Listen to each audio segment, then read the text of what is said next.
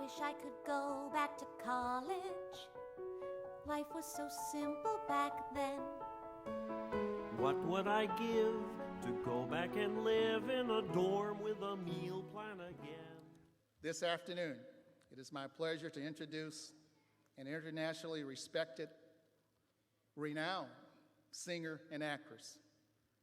Teri Hansen is recognized throughout the world for her talents and abilities to sing with the opera, as well as impress us with her performances on Broadway.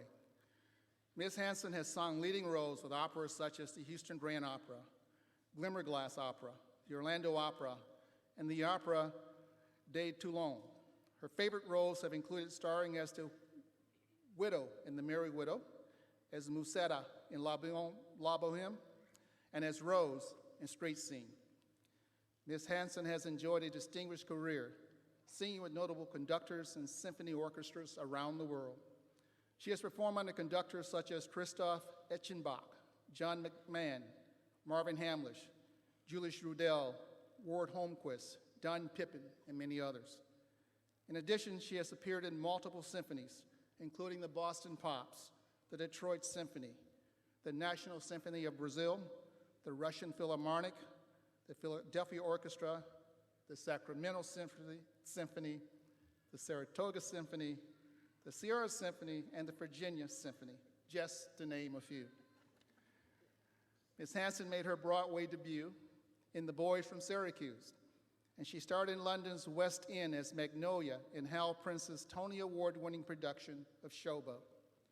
She also had starring roles in national Broadway tours, including as Marion Peru in The Music Man and as Guinevere in Camelot. Ms. Hansen was the first American ever to perform at the Kurt Weill Festival in Germany, and she regularly appears in the Lincoln Center, where she has performed as part of the prestigious Meet the Artist series since 2005. Ms. Hansen is a Kennedy Center Irene Ryan Award nominee, and she currently serves as the president and CEO of Broadway Pops International. It's a highly successful production company that brings music of Broadway and opera to orchestras and performing arts centers around the world. Ms. Hansen sat where you're sitting today. She earned her undergraduate degree from Central Michigan University in 1987. During her education at CMU, she sang in the concert choir, the Madrigals, the Chamber Singers. She also starred in a number of CMU theater productions. She was a chipette. She tossed around pom-poms also. I told you I'd get that in, Teri. Ms. Hansen then continued on to receive her graduate degree from Florida State University, and she's also an alumna of the Houston Opera Studio. Please join me in welcoming Teri Hansen back home to Central Michigan University.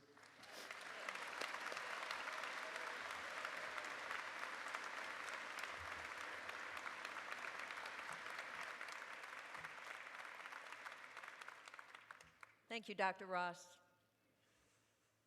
Congratulations, graduating class of 2014. You look fabulous. You really do.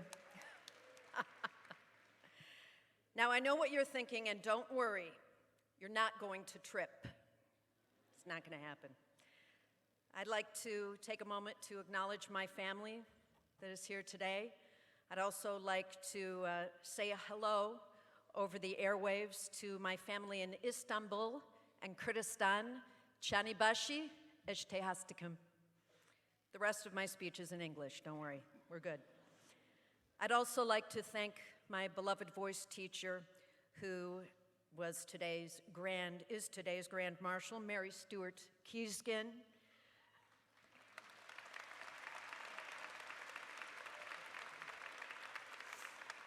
And it's such a privilege to be sharing the stage not only with many of the same faculty who instructed me during my time here at Central, but also many of the faculty now that went to school with me while I was not only at Central Michigan, but also at Florida State University.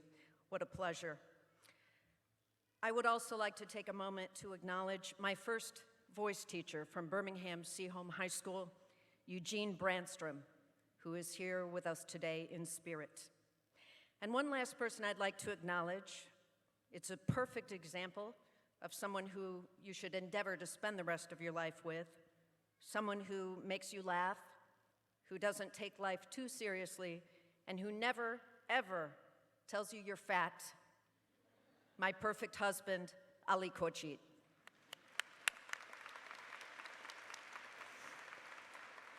You've heard that I'm a singing actor, that I'm president and CEO of an international production company, Broadway Pops International, and I have consulted with various arts organizations, such as the Lincoln Center, over the last 9 years.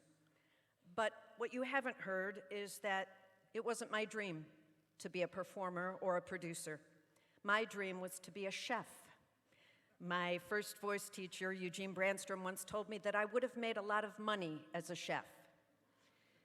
When I was 9 years old, I saved enough money to get the Betty Crocker recipe card file, and yes, I also had the Easy Bake Oven.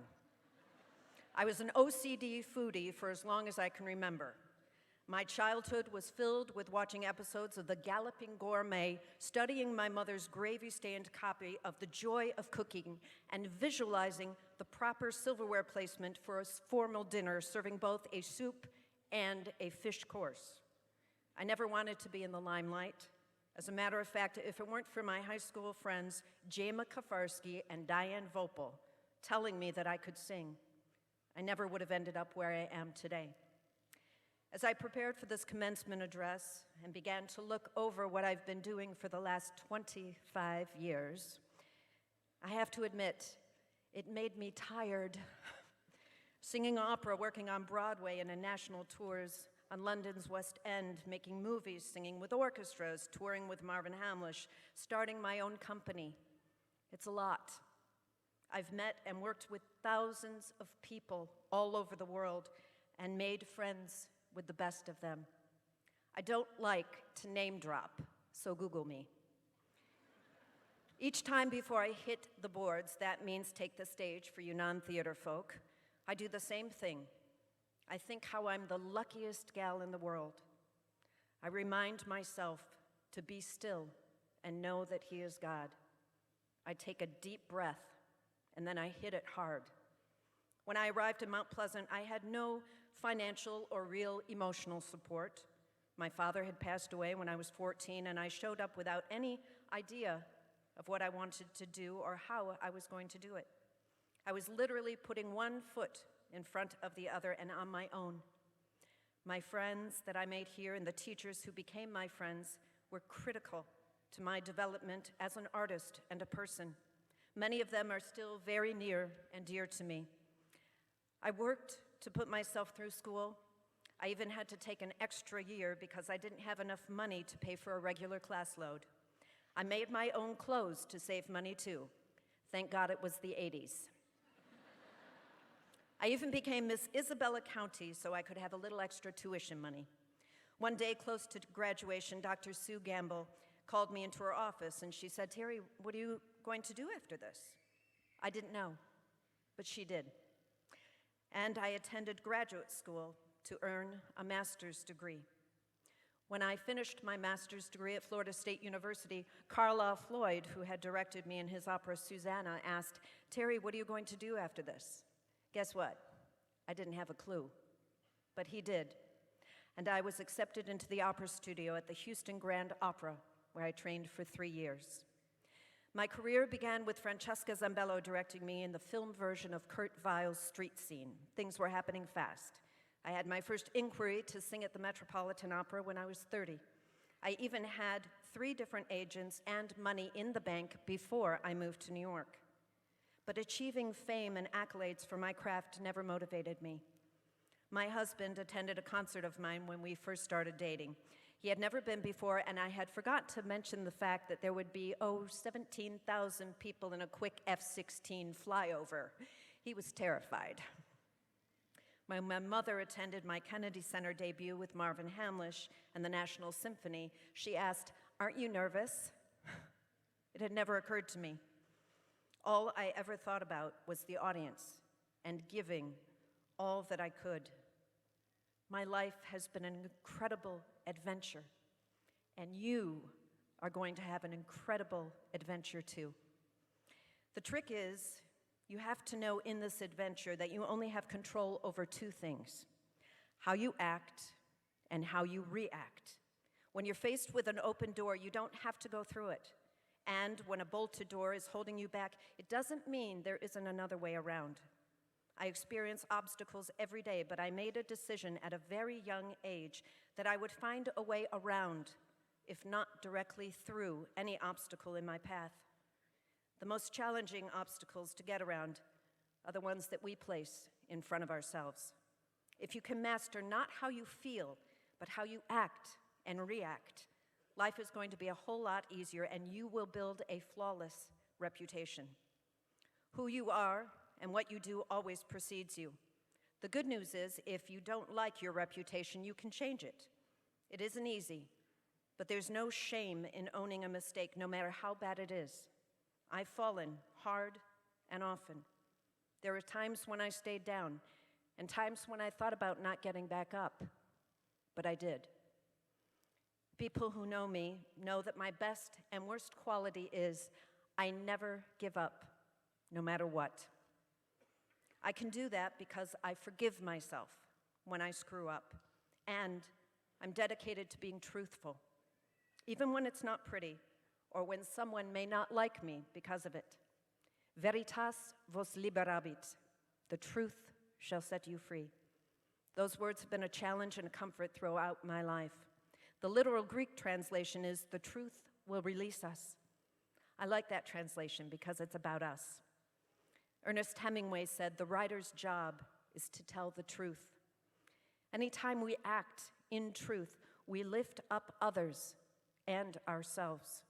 Without it, we create relationships and art that will not stand. Figuring out what truth is for each of us is the best thing we get to do. We get to define, express, and edit our own truth, and it's important to do that thoughtfully. We live in a world where people act anonymously and often without consequence, but every action does have an equal and opposite reaction.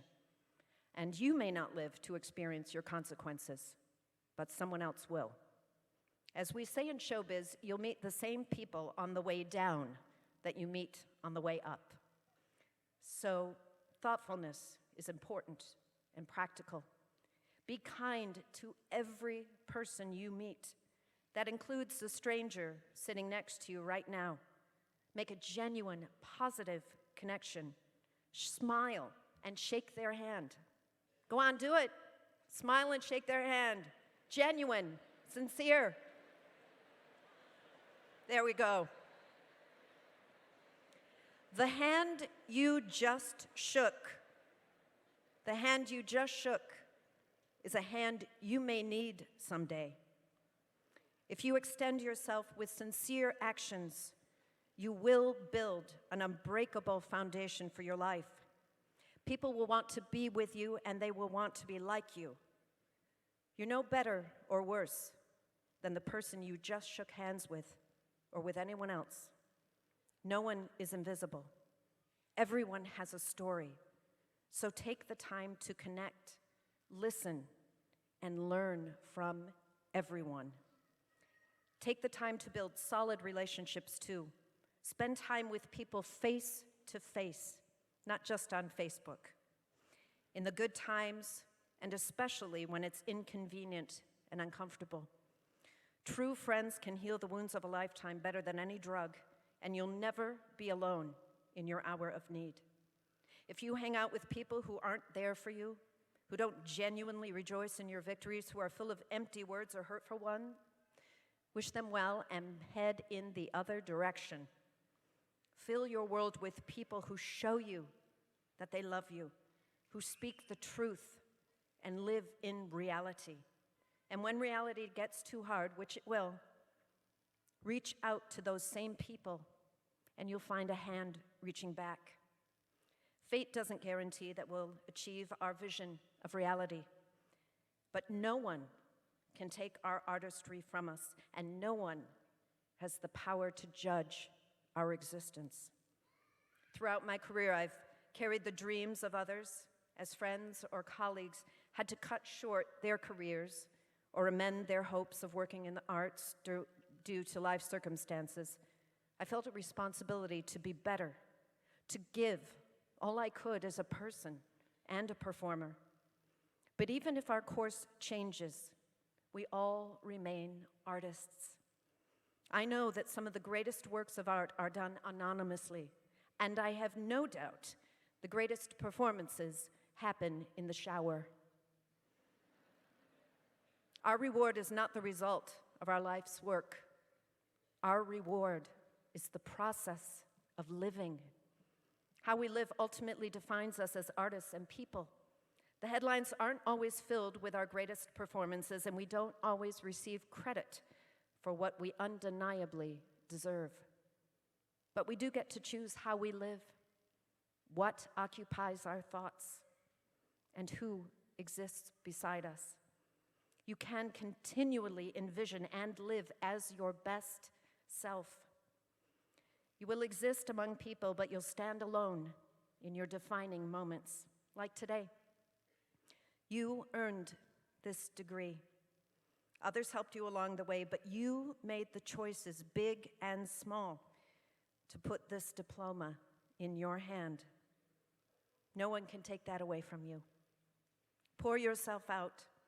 Give all you have in this moment and each one that follows.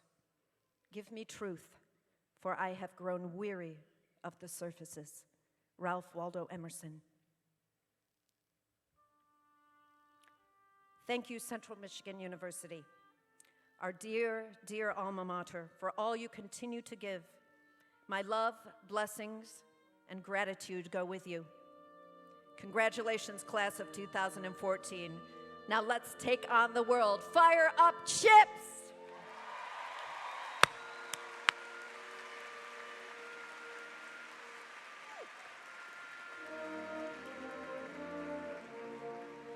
When you walk through storm, hold your head up high, and don't be afraid of the dark.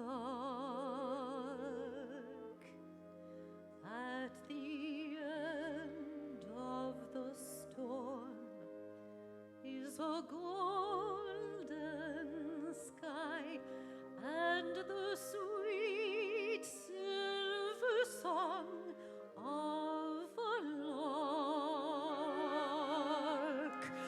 Walk on through the wind, walk on through the rain, though your dreams be tossed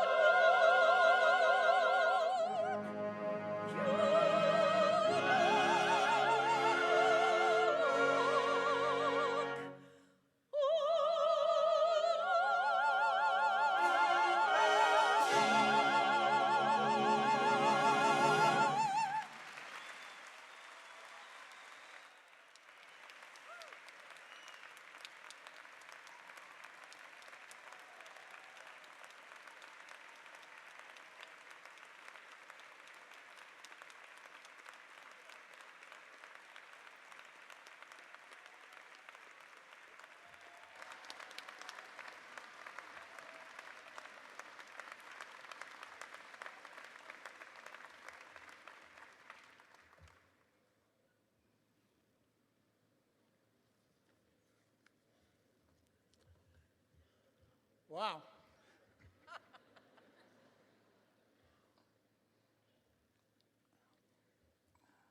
I got to be on strip. Give me a second. Teri, thank you for sharing those wise words and that inspiring son with all of us. At this time, I'm pleased to confer upon Ms. Hansen the honorary degree of Doctor of Fine Arts for her outstanding accomplishments.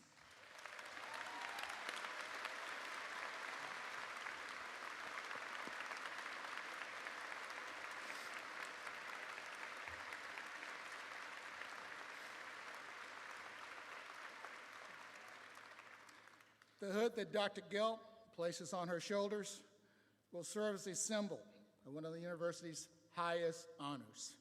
At this time, I present her her diploma.